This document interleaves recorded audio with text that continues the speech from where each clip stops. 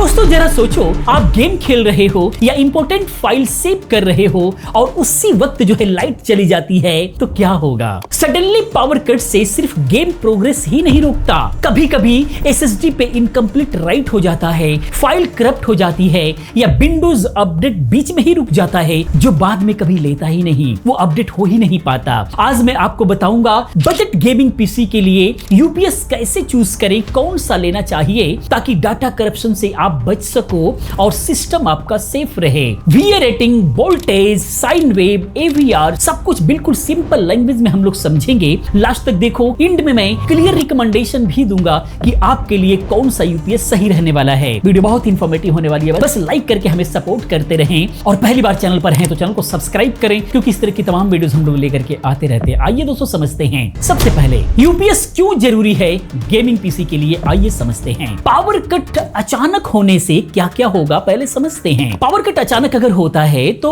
Open file corrupt हो सकती है जिसको घंटों लगा है आपको डाउनलोड करने में, उसको अपडेट्स करने में, और एक झटके में वो करप्ट हो जाती है। इसके अलावा ऑपरेटिंग सिस्टम अपडेट अगर हो रहा है तो बीच में ही फेल हो जाता है और जब अपडेट बीच में फेल होता है तो हमेशा एरर आता रहता है, बाद में भी जल्दी वो अपडेट नहीं हो पाता। इसके अलावा एसएसडी पे इनकम्प्लीट राइट से बैड सेक्टर आ जाते हैं, डाटा का लॉस हो जाता है। इसके अलावा मदरबोर्ड और पावर सप्लाई को सर से डैमेज का खतरा बना रहता है। इस तरह की तमाम प्रॉब्लम्स आती है। यूपीएस बैटरी बैकअप देता है जो 5 से 15 मिनट तक का होता है, जिससे आप सेफली सेव करके कोई भी फाइल ओपन कर रखे हैं, कुछ भी काम कर रहे हैं तो उसको सेफ तरीके से सेव करके शट डाउन कर सकते हैं। यही एक बड़ा फायदा होता है। सर्ज प्रोटेक्शन और एवीआर यानी कि ऑटोमेटिक वोल्टेज रेगुलेशन इसके अंदर होता है जो कि इंपॉर्टेंट होता है बहुत ही ज्यादा इंडिया के फ्लक्चुएशन को अगर हम लोग ध्यान में रखें तो, क्योंकि इंडिया के अंदर खास करके जो ग्रामीण क्षेत्र होते हैं पावर फ्लक्चुएशन बहुत ज्यादा होता है, तो उसके लिए एवीआर होना बहुत ज्यादा जरूरी है। समझेंगे एक एक करके, वीडियो बहुत इंफॉर्मेटिव है। बाकी इन सभी का एवीआर वगैरह का फुल टेस्टिंग क्या फर्क पड़ता है अगर एक्चुअल समझना है तो बाबा टेक रिव्यू चैनल पर मैंने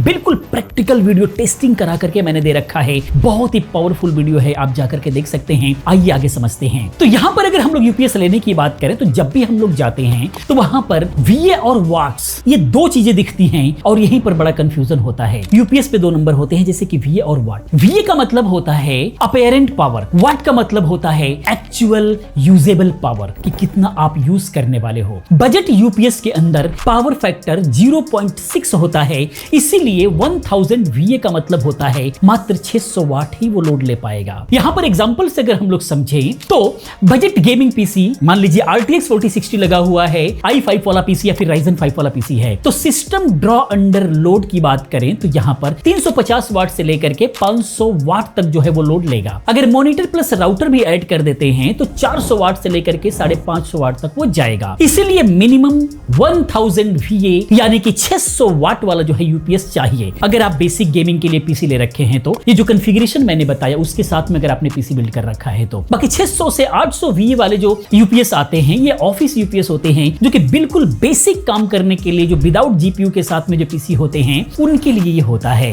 बाकी यूपीएस टाइप की बात करें तो यहाँ पर 3 तरह के यूपीएस सबसे ज्यादा देखे जाते हैं और ये 3 तरह के यूपीएस होते हैं, एक ऑफलाइन और इसके अलावा लाइन इंटरेक्टिव और ऑनलाइन। ये 3 तरह के यूपीएस मार्केट में देखे जाते हैं। ऑफलाइन की बात करें तो ये स्टैंड बाई होते हैं, सस्ता होते हैं लेकिन स्विच टाइम ज्यादा होता है, ये बिल्कुल बेसिक पीसी के लिए ठीक होते हैं। बाकी लाइन इंटरेक्टिव की बात करें तो ये बेस्ट होते हैं गेमिंग पीसीज के लिए। इसके अंदर एवीआर होता है, वोल्टेज फ्लक्चुएशन को हैंडल कर पाता है, बिल्कुल भी आउटपुट पे असर नहीं होता। इसके बाद होता है ऑनलाइन जो कि डबल कन्वर्जन के साथ में आता है, प्योर क्लीन पावर देता है, ये 0 ट्रांसफर टाइम होता है, ये महंगा होता है काफी, हाई एंड पीसीज के लिए होता है या फिर हाई एंड इक्विपमेंट के लिए होता है, एक्सरेज मशीन वगैरह के लिए वहां पर ये लगाया जाता है, अक्सर देखा जाता है। तो क्योंकि इसके अंदर जो है ट्रांसफर बिल्कुल 0 होता है। रीजन क्या होता है कि इसके इन्वर्टर को बिल्कुल 24 आवर ऑन करके रखा जाता है, उसको ट्रांसफर नहीं किया जाता, ये लाइट पे जाता ही नहीं है। लाइट से सिर्फ बैटरी चार्ज होगी लेकिन आउटपुट हमेशा इन्वर्टर का होता है, इसीलिए कट ट्रांसफर का कोई इसके अंदर मसला ही नहीं होता। बाकी बजट गेमिंग के लिए बात किया जाए तो यहाँ पर लाइन इंटरेक्टिव बिल्कुल परफेक्ट होता है और सबसे ज्यादा यही चलता भी है। बाकी साइड वेब की अगर हम लोग बात करें तो मॉडर्न यूपीएस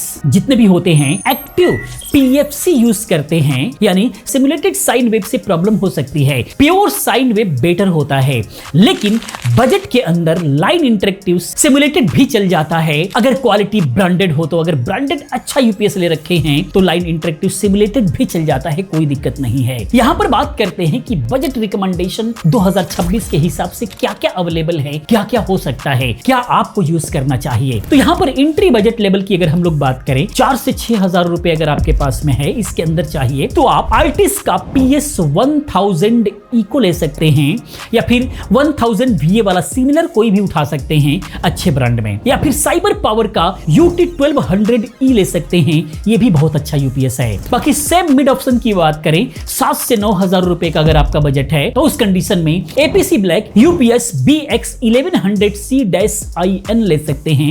1100 VA का होता है, 660 वाट का लोड ये ले पाता है। ये ट्रस्टेड ब्रांड भी है APC, और ये मिड रेंज के गेमिंग पीसी के लिए बहुत ही शानदार है। बाकी बेटर हेडरूम की बात करें, बहुत अच्छी क्वालिटी की बात करें तो 10,000 से ऊपर आपको जाना पड़ेगा। उस कंडीशन में 1500 VA मॉडल आप ले सकते हैं। इसके अंदर APC का ले सकते हैं, सबसे एक नंबर पर बहुत अच्छा होता है, बिल्कुल ट्रस्टेड है। बाकी साइबर पावर का ले सकते हैं और आर्टिस का ले सकते हैं। ये इंडिया के अंदर बहुत अच्छे चलते हैं और बहुत ज्यादा सेल होते हैं। हाई एंड बजट बिल्ड के लिए बहुत ही शानदार है 1500 VA वाला मॉडल। हमेशा वाट रेटिंग चेक करो, सिर्फ VA देख करके मत लो। बाकी रनिंग टाइम की बात करें अगर यहां पर तो 5 से 10 मिनट काफी है सेफली शटडाउन के लिए। ज्यादा रनिंग के लिए आपको बड़ा यूपीएस लेना पड़ेगा, यानी कि इन्वर्टर वाला जो यूपीएस होता है वो आपको लेना पड़ेगा बड़ी बैटरी के साथ में। बाकी डाटा सेफ्टी के लिए एक्स्ट्रा टिप्स की बात करें यहां पर तो यूपीएस सॉफ्टवेयर इंस्टॉल कर लो आप। अगर आपके पास ऑटो शटडाउन फीचर वाला अगर यूपीएस है तो बहुत ही जबरदस्त काम करता है। वो ऑफ होने से पहले ही आपके सिस्टम को जो है वो शटडाउन कर देता है प्रॉपर्ली, बहुत अच्छा काम करता है। तो ऑटो शटडाउन फीचर वाला अगर आपके पास में है, एपीसी के अंदर बहुत सारे मॉडल आते हैं, मैं लिंक दे दूंगा, आप वहां से देख सकते हैं। बाकी पीसी प्लस माउंटेड दोनों को यूपीएस से आप लगा करके रखो,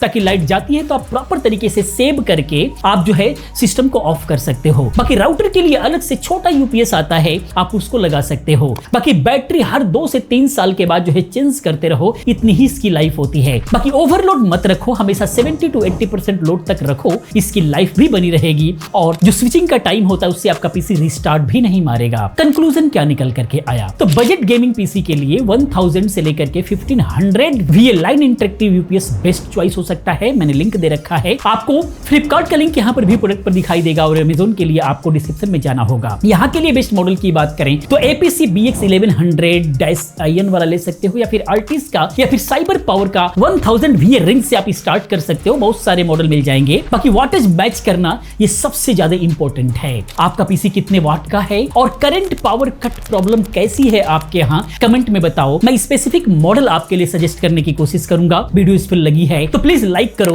अपने दोस्तों के साथ शेयर भी करते रहो, और चैनल पर पहली बार हो तो चैनल को सब्सक्राइब करो, क्योंकि इस तरह की तमाम वीडियोस मैं लेकर के आता रहता हूं। मिलते हैं अगले वीडियो में किसी और अच्छी इंफॉर्मेटिव वीडियो के साथ में। पूरी वीडियो देखने के लिए, चैनल को सब्सक्राइब करने के लिए आप सभी का बहुत बहुत धन्यवाद।